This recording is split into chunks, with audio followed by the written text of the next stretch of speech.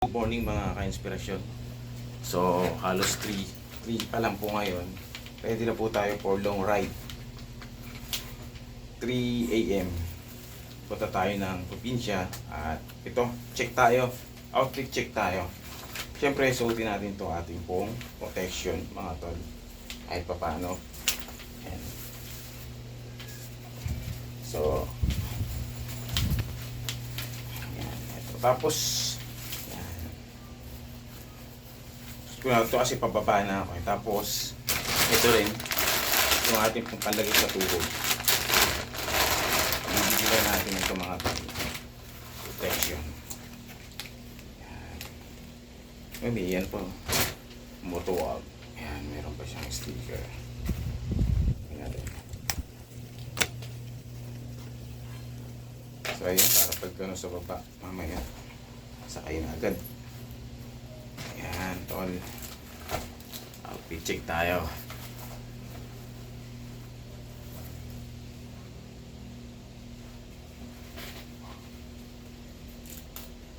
May plastic pa. So, long ride tayo ngayon mga tol. Maganda siya kasi may ano pala siya sa likod. Hindi kagaya ng dati ko. Mas maganda ito, motowal.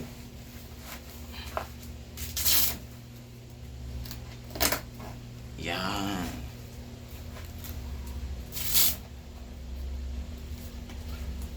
Yan. Ayos naman siya.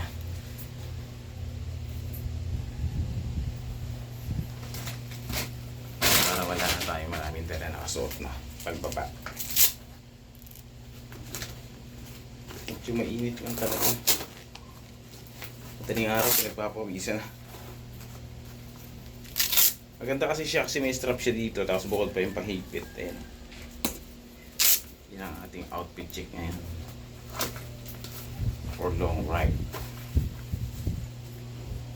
Ayun, ilala ko muna rito sa ilalim. Tapos so mas maganda siya ano to 50% off mga tol sa ano moto sa SMB Hutan. Buti nga kagabi nakaano tayo, nakasaglit tayo. So yun, kahit pa paano. Okay, bababa na muna tayo. Siyempre dala natin mga gamit. Eto yung tiraong oil, may dala rin tayo. Baka bunin tayo ng chinso oil sa daan. Hindi na tayo bumili. So ayan.